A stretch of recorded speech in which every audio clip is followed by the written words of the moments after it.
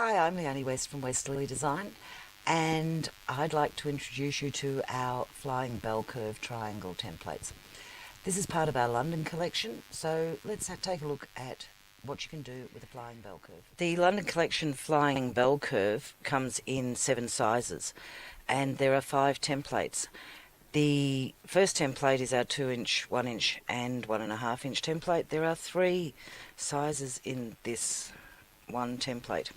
We then have a 3-inch flying bell curve, 4-inch, 5-inch, 6-inch flying bell curve, and we have a collection, so you can buy all of the 5 templates, giving you the 7 sizes in one pack.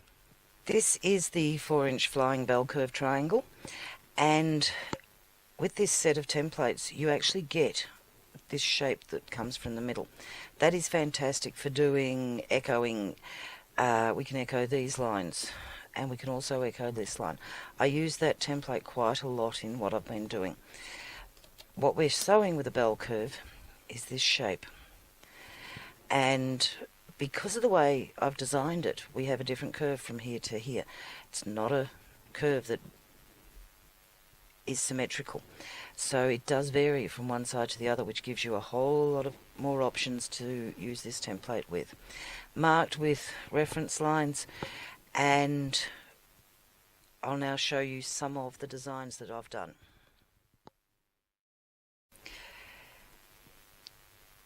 This is just using the bell curve in a straight line. This could be worked around a border, around the edge of a block. You could use this to fill up a space down the centre of a quilt. Then we have it where we're running in 2 different directions. This is using the 3-inch one. This one I've used the bell curve, and I've sewn my bell curve here to here. I've worked my way across. Doing that, I get 1, 2, 3 flying bell curves. I've come back and put the second bell curves in, and that's given me this secondary pattern. All of these are being done with Template Quilt, where I've used a hand-dyed fabric, a nice black print, and they still look fantastic when we do them as quilting. This is working the bell curve to create a square. It's one of the things the bell curve does. It was designed to create a square. So here is our square. But instead of it looking like a square, I've put it on point. And I've sewn these by sewing each bell curve across this way. When I've got to the end, I've come back and sewn the other half of the bell curve. It gives you a beautiful space to fill in. These could be filled in with cross hatching. This is taking 2 curves and sewing the bell curve going in 2 curves, and if you repeated that across the border, it's a really pretty pattern.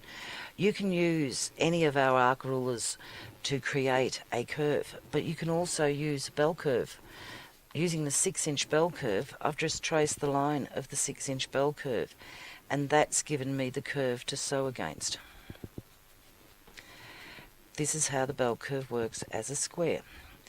So I've sewn my bell curves 1, 2, 3 squares going across, and I've also sewn a second line, which is the extra line coming around the outside, and that gives me a ribbon effect, all done using one template. Another curve. This is using a larger size than we did earlier, and you could back that coming again around and make a wave from it. In our class we did flying circles, and those flying circles were very, very popular. So the bell curve can be worked in the same way as a flying circle. This is the square again. This is just a single square. 1 square, 2 squares. This is our bell curve shape. If you want, you can colour in your quilting. I've just used a fabric marking pen and just fiddled a bit and just coloured in this section of my pattern. You can go to town with colouring in. This is using a bell curve to create a fill. This could go on a quilt and fill in the whole background of a quilt, and it does look very nice when we have it. This is the 6-inch flying bell curve, and this would fill in a 6-inch block. And I have sewn the bell curve once and then come back and put the ribbon effect in. This is also a 6-inch flying bell curve. This is where I used that extra piece to create some of these details. It's still a 6-inch block. 4 of them make a 12-inch block. Very pretty, just quilted. 6-inch bell curve again. My ribbon effect's here, but I've also brought my ribbon effect into the centre of the block. There are hundreds of ways of using a flying bell curve. This is a 12-inch block, and it's been made with 4-inch flying bell curves. 3 4s are 12. Inside is a 2-inch flying bell curve. So I've created a space, put another pattern inside the middle, left these spaces open. They can be filled. Anything can be filled. A flying bell curve as a 4-inch would have created a square in here. So instead of creating a square, I've brought it into from the other side and made it make this beautiful V shape.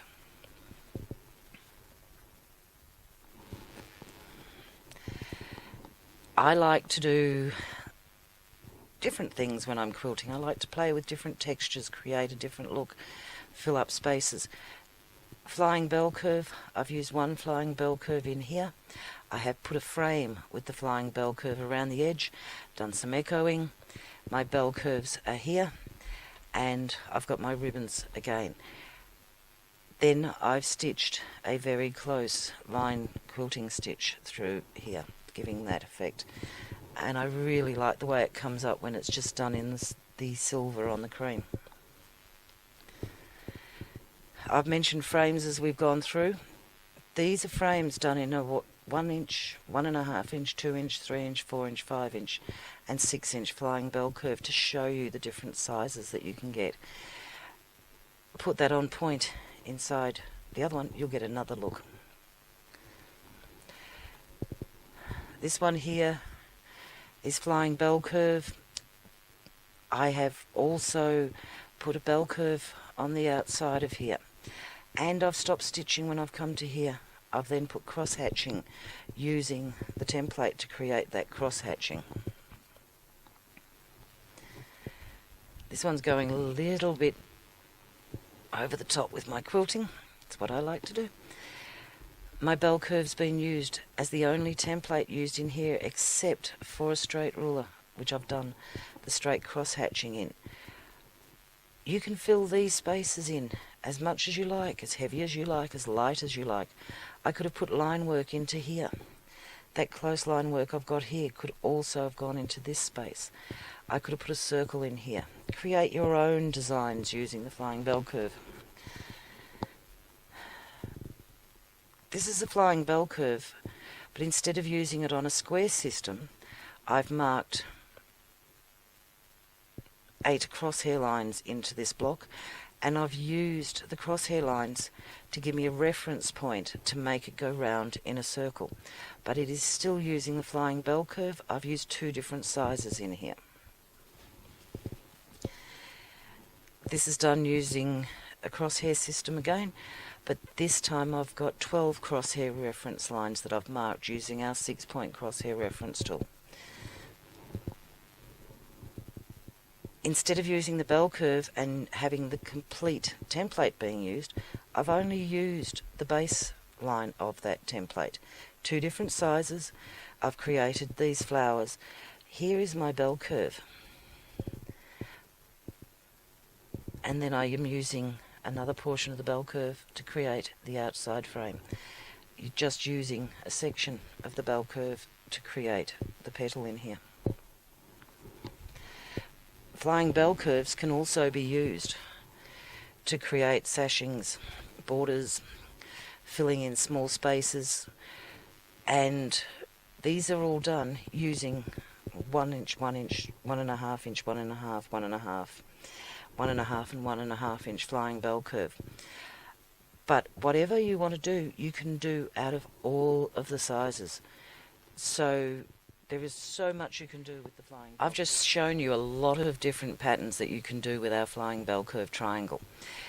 The instructions have a picture on the cover.